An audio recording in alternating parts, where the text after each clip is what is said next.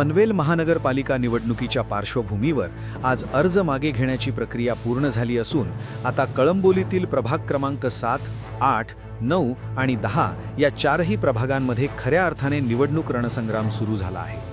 ही निवडणूक केवळ उमेदवारांची नसून ती नागरिकांच्या प्रश्नांची, अपेक्षांची आणि कळंबोलीच्या पुढील 5 वर्षांच्या भविष्याची निवडणूक आहे।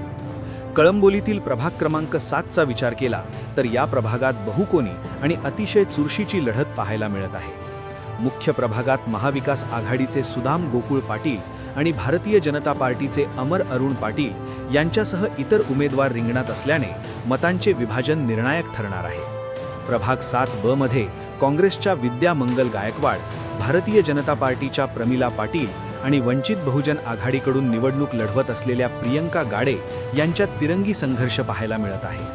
प्रभाग 7क मध्ये सारिका सुभाष गायकवाड, महाविकास आघाडीच्या वीणा आत्माराम पाटील आणि भारतीय जनता पार्टीच्या मनाली अमर ठाकूर यांच्यात चुरशीची लढत रंगणार आहे। याच प्रभागात महाराष्ट्र नवनिर्माण सेनेचे शिवम गुरुनाथ पाटील आणि भारतीय जनता पार्टीचे माजी नगरसेवक राजेंद्र शर्मा आमनेसामने असून येथे विकास आणि स्थानिक मुद्द्यांवर मतदार निर्णय घेणार आहेत। प्रभाग 7ड मध्ये शिवसेनेचे प्रदीप ठाकूर, अपक्ष असीम अली यांच्यासह इतर उमेदवार रिंगणात उतरल्याने येथेही अत्यंत चुरशीची आणि अनिश्चित लढत पाहायला मिळणार आहे। कळंबोलीतील प्रभाग क्रमांक 8 हा देखील अत्यंत महत्त्वाचा आणि प्रतिष्ठेचा प्रभाग मानला जात आहे।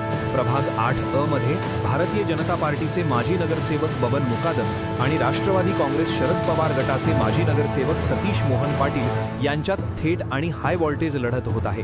प्रभाग 8ब मध्ये महाविकास आघाडीचा मयुरी प्रशांत जाधव आणि शिवसेना एकनाथ शिंदे गटाच्या सायली तुकाराम सरक यांच्यात थेट सामना होत आहे।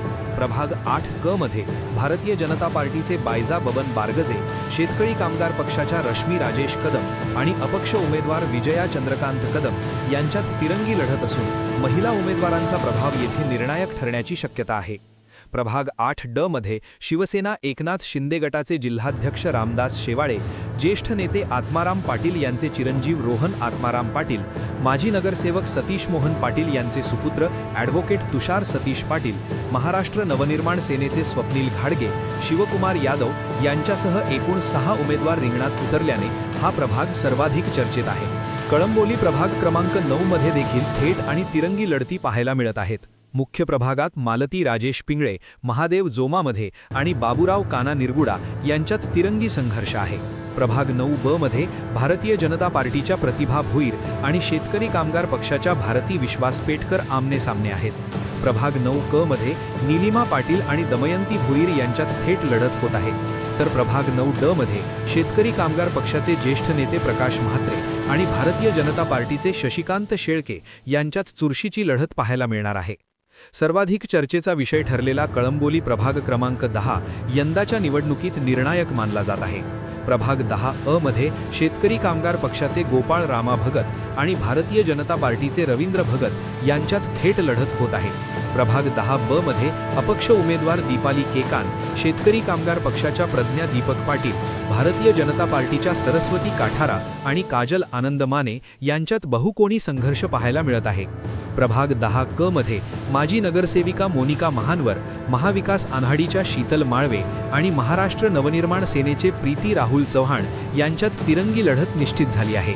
तर प्रभाग 10ड मध्ये माजी नगरसेवक विजय मनोहर खानावकर, शेतकरी कामगार पक्षाचे संतोष तानाजी जाधव, वंचित बहुजन आघाडीचे भारत भानुदास प्रधान, अपक्ष उमेदवार प्रकाश चांदिवडे आणि विजय वाक्षे हे सर्व उमेदवार रिंगणात उतरल्याने येथेही अत्यंत चुरशीची आणि अनिश्चित लढत पाहायला मिळणार आहे। एकूणच कळंबोलीतील प्रभाग 7, 8, 9 आणि 10 या निवडणुकीत विकास, पाणी पुरवठा, रस्ते, आरोग्य, शिक्षण, स्थानिक प्रश्न आणि जनसंपर्क हे मुद्दे निर्णायक ठरणार आहेत। ही लढत कोणाची बाजू मांडणारी नसून कळंबोलीच्या भवितव्याचा निर्णय करणारी आहे। आता अंतिम कौल कोणाला मिळतो हे पूर्णपणे मतदार राजाच्या हातात आहे।